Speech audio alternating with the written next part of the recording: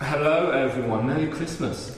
So you've probably been eating all day and drinking a fair bit as well, but more significantly, chances are you spent most of your time hunched over your phone, lounging around on a sofa. That's not amazing for your back. So that's what we'll be looking at today, a little detox for the spine, a bit of opening to the shoulders. So just start kneeling. If kneeling doesn't work for you, cross-legged is absolutely fine. So sitting tall, close your eyes.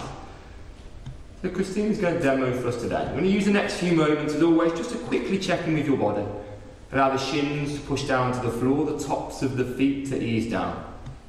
Begin to contract your belly button in towards the spine, squeezing whatever is in your stomach along the way. Lift the shoulders up slightly, and draw the shoulders up, back and down away from the ears. Sit as tall as you can, without engaging too much. Just find some length in the spine. Lengthening from the very base of the sacrum all the way to the tip of the skull, almost as if someone's pulling the top of your head up to the sky. Just before we do anything else, just begin to engage with your Ujjayi breath. So begin to breathe in and out through the nose, allowing just a slight restriction to come to the back of the throat. And not only is it a chance today to loosen up your spine, but whatever is going on inside your head today, good stuff, bad stuff, Christmassy stuff, sick of the family stuff, whatever is going on inside your head, get rid of all of that. That's very easy to say, not so easy to do, but that's why the breath is so useful. Every time your mind wanders, which it will, keep coming back to your breath. Draw your arms to the sky as you inhale, reaching nice and high. As you exhale, take the left hand to the right thigh, the right hand to the lower back. You can open your eyes now. Finding a twist, making sure you're sitting nice and tall. We're not going to hold this for too long. Inhaling, draw straight back up. We're going to get some motion going. As you exhale, come over to the opposite side. So do as much as you can to stay sitting tall here. Inhaling, lifting nice and high. Time your movement with your breath. As you exhale, come to the opposite side. Can we go a little bit deeper every time? Inhaling, lift. Exhaling over, finding more rotation. Inhaling, lift again. Exhaling over. You can do this as many times as you want. Feel free to press the pause button. Inhaling, lift. Exhaling over.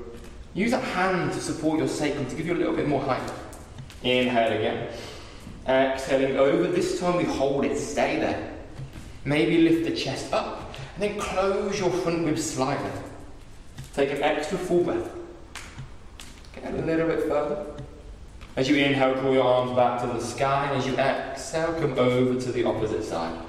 Do exactly the same here. Find as much length as you can. Take an extra breath. Relax that left shoulder down away from the ears.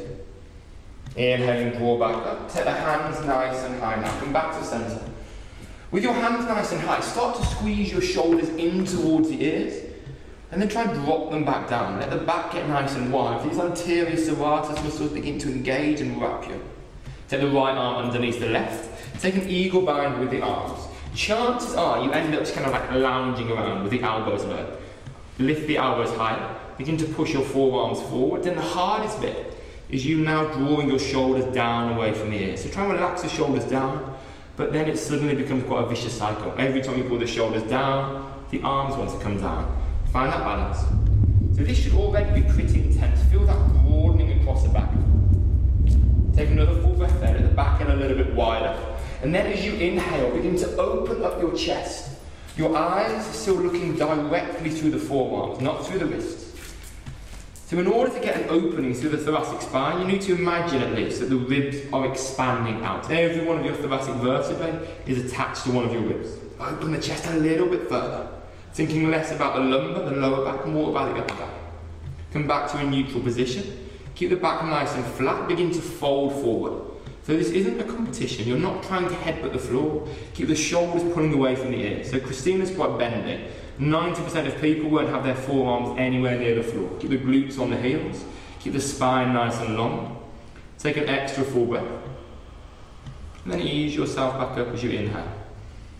Draw the arms back to the sky. And take the opposite arm underneath. Take an eagle bind on the opposite side and do exactly the same. Lift the elbows high. Push your forearms a little bit. And start that vicious little cycle again. The shoulders pulling down away from the ears.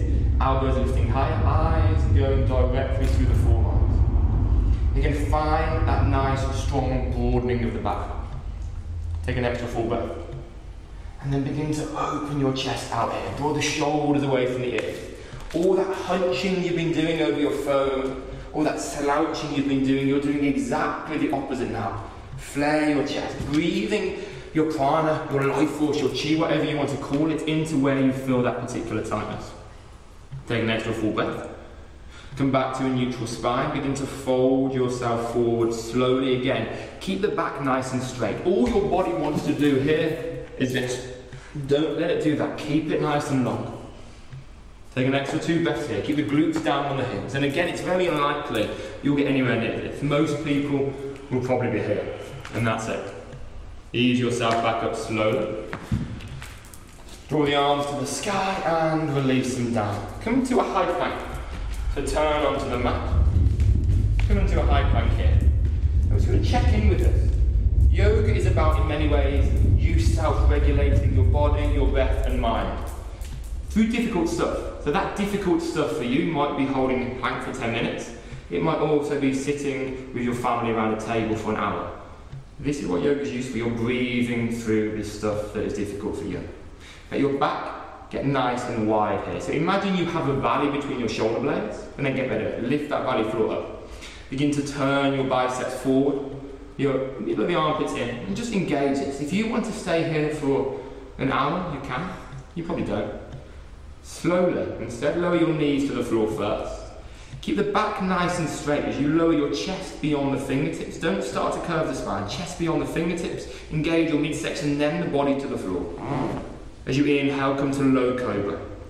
Try from low cobra. Maybe don't go quite so high, but draw your shoulders up, back and down. Imagine someone is actively trying to pull your chest forward. Let the kneecaps lift, the thighs engage. Then push through glutes to the heels. Slowly ease yourself into a downward dog. Tying movement with breath. Come forward to a high plank again.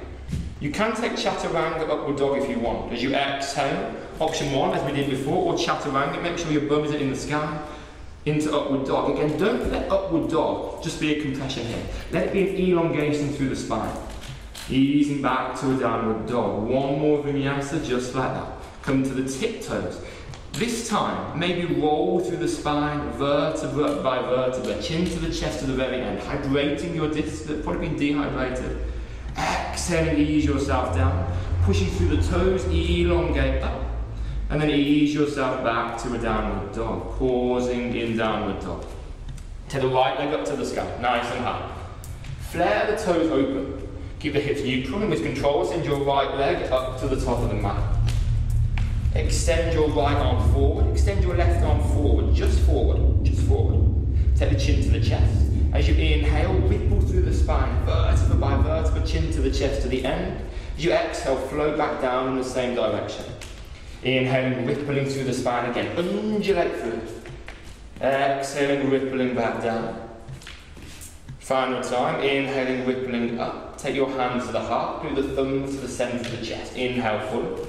As you exhale, left elbow to the right knee, take a little twist. Just the tip of the elbow connects to the knee. Holding there for 3. Make sure that back leg is almost trying to push up into the ceiling. Holding for 2. And 1. Hands to the floor, step back to a high plank. Pause in high plank. Exhaling down. Inhaling, lift, elongate. And exhaling, come back to a downward dog. Exactly the same on the opposite side. Draw the left leg up to the sky. Send the left leg to the top of the mat. Extend the right arm forward, left arm forward. Pause there. The chest is almost on the legs. One straight line through the legs, through the body, through the fingertips. The back is still nice and wide. Chin to the chest. Inhaling, rippling up. Exhaling with control, back down. 2 more times. Inhaling, rippling up. Chest opens at the end, exhaling, flow back down. 1 more time, rippling back up. Pausing there. Take your hands to the heart. Inhale fully. Exhale, take your twist again.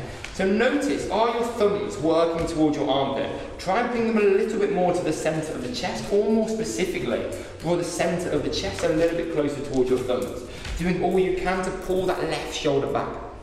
Keep that back leg nice and straight. Hands to the floor. Stepping back to a high plank, pausing high plank. Lower your body to the floor with control. Push through the hands, glutes to the heel.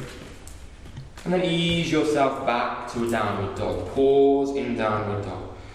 From downward dog, keep your tailbone jacking up. So notice the angle here. Let that keep flowing up to the sky. Easing forward to a high plank. Take your knees to the floor. You're going to come into extended puppy pose. So keeping your glutes above your knees, walk your arms forward. So lowering your chest towards the floor. The glutes, all they want to do is come forward. Don't let them do that. Bring them back a tiny bit more. Just bring your glutes back a little bit more. That's it, there. Then working the chest down. Again, it's really unlikely the chest will be anywhere near the floor. If it is touching the floor, you can then take the chin down. Otherwise, just keep your head down. And this posture is actually so effective in terms of how much you can notice your breath affects how deep you go. Of course, your breath is used in every posture, but really now breathe into where you feel it, which is probably where the lumbar spine meets the thoracic spine.